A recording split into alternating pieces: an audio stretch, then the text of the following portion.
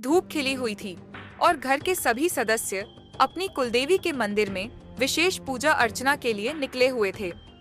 मंदिर के शांत वातावरण में जब मंत्रोच्चार गूंज रहे थे, तभी अचानक दादी माँ के चेहरे पर चिंता की लकीरें उभर आईं।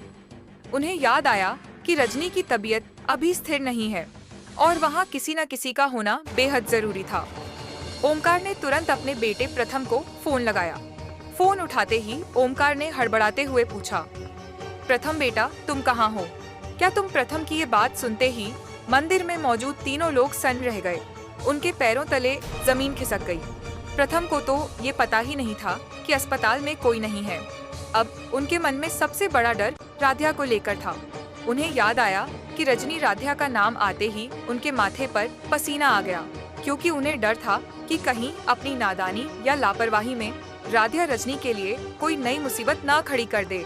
बिना एक पल गमाए सब पूजा बीच में छोड़कर बदहवास हालत में अस्पताल प्रथम, जो तब तक वहां पहुंच चुका था, उसने सफाई देते हुए कहा, पापा, जब मैं यहां पहुंचा तो राध्या माँ के पास ही बैठी थी।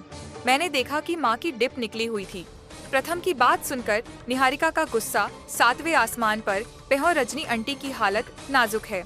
हमें उनके लिए एक full time professional nurse hire करनी ही होगी, जो 24 घंटे उन पर नजर रख सके।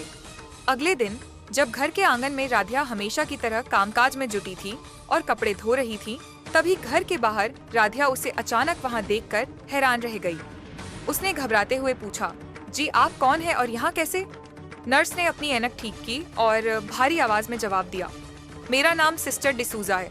मुझे रजनी मैम की देखभाल के लिए भेजा गया। राध्या, जो अब भी गीले हाथों से साड़ी का कोना पकड़े खड़ी थी, उसे सिस्टर का ये अंदाज थोड़ा अजीब लगा। राध्या ने हिम्मत जुटाकर कहा, सिस्टर माँ जी अभी सो रही हैं। मैं आपको उनके कमरे तक छोड़ देती हूँ।